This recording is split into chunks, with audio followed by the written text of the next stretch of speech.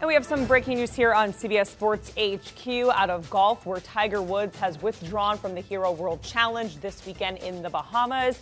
Woods has a foot injury that he got while training for the event, which hosts the event he hosts every year. Despite pulling out of the Hero World Challenge, Woods says that he still plans to play in the latest edition of the match on December 10th alongside Rory.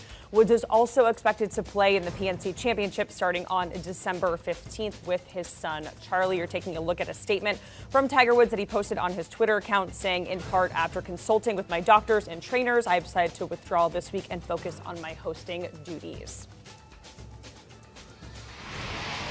And let's welcome in our golf analyst, Doug Bell, and our CBS Sports golf writer, Kyle Porter, to discuss Tiger Woods withdrawing from the Hero World Challenge. Gentlemen, I want to get your initial thoughts on this. Kyle, we'll start with you. Yeah, my initial thoughts are, I think it's hilarious that Tiger just signs his just one name on his Twitter statement there. If I just put Kyle on something, nobody would have any idea who was talking there. Listen, I'm not incredibly surprised, Jacqueline. I don't think this is any huge setback.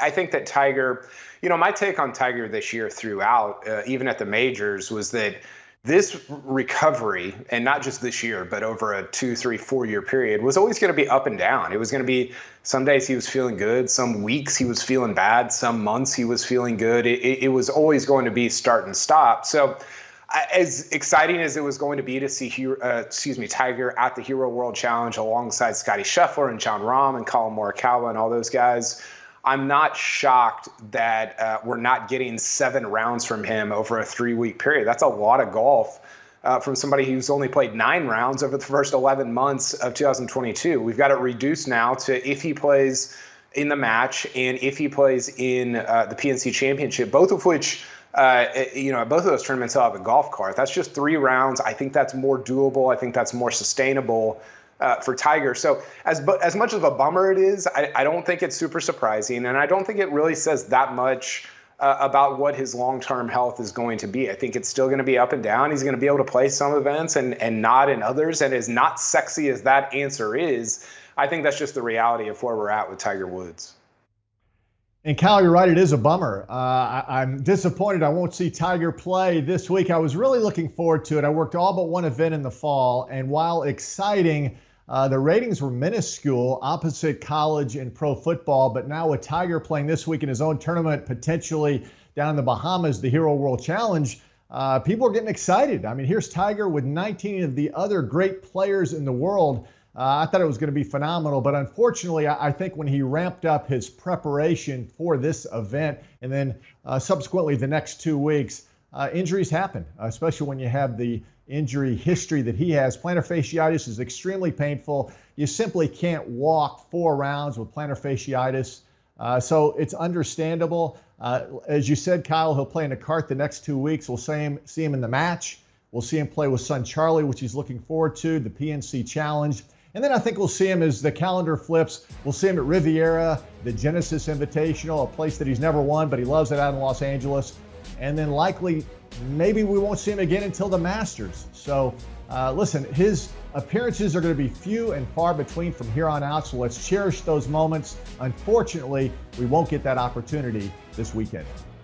And gentlemen, we know Tiger is scheduled to have a press conference tomorrow. Is there anything that you're expecting him to say or address there that maybe we already haven't seen on that statement that he put on his Twitter account? No, I don't think so. Tiger is pretty he's pretty low key when it comes to injuries. He doesn't disclose a lot. I think we'll get a lot of just taking it one day at a time. We'll get a lot of just trying to recover from the setbacks.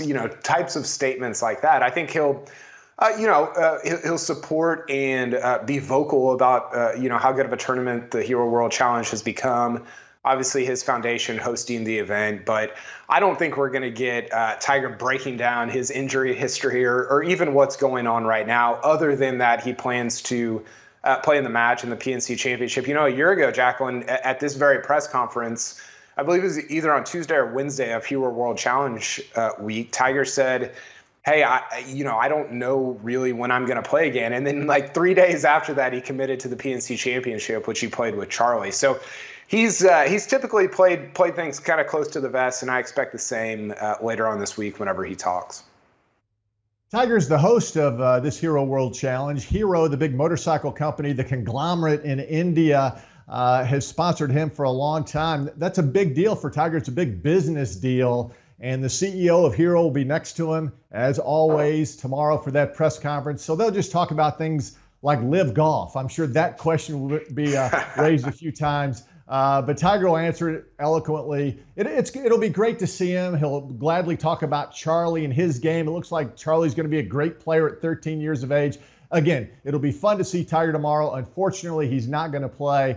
Sepp Straka, by the way, who had a nice year last season on the PGA Tour, he gets the opportunity now to fill in for Tiger Woods at the Hero World Challenge. Still some great names, guys. 15 of the top 20 ranked players in the world will be playing this weekend in the Bahamas.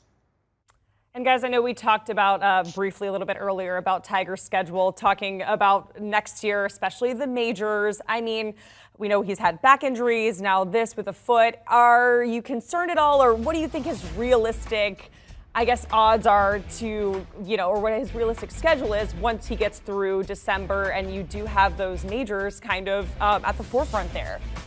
Yeah, Jacqueline, I think it's a really good question, and I'm glad you brought up the back injury because it's almost as if this, obviously the car crash at the beginning of 2021 and the leg injury that emanated from that has sort of, kind of shrouded like the back stuff. The back stuff is still a big deal. Like that hasn't gone away. You see all those back surgeries right there, the spinal fusion.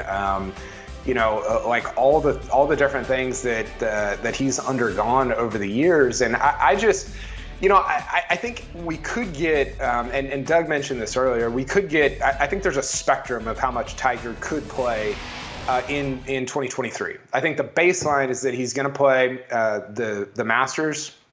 I think he's going to try to play the U.S. Open at LACC, Los Angeles Country Club.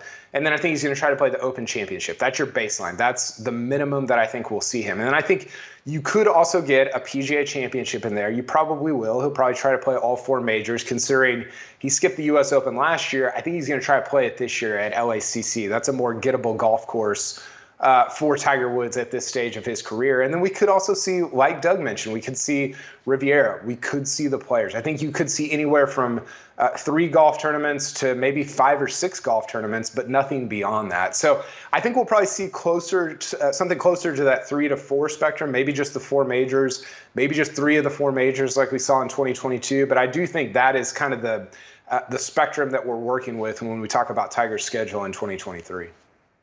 It's interesting. I was in Bermuda, and John Daly played in that event, misses the cut, but he's allowed to play in a cart, the American Disabilities Act, and John Daly can play PGA events riding a cart. Tiger has been asked, would he take advantage of that, because obviously he showed his injury history, and he would be allowed to ride in a cart, but he said absolutely not. He will never ride in a cart other than the exhibition matches we'll see in the next 2 weeks.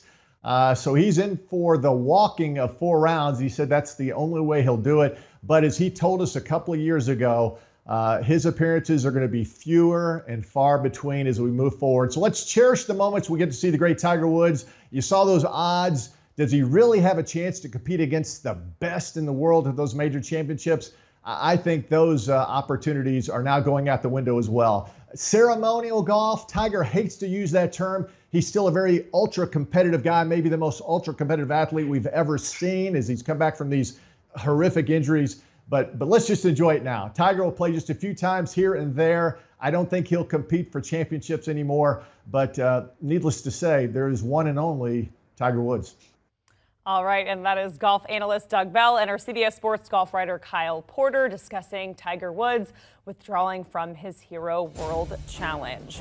Getting a look at Tiger Woods' December schedule. We know he is not participating in the Hero World Challenge. He is expected to still play in the match on December 10th, and then again alongside his son Charlie in the PNC Championship on December 17th. And for more golf analysis and discussion, you can check out the First Cut podcast. You can download and listen wherever you get your podcasts. Also, you can scan that QR code. Do you want a sports network that delivers everything that matters about the game? The highlights, the picks, the instant analysis, no yelling, no fake debates, no politics. Hit the subscribe button and never miss a moment.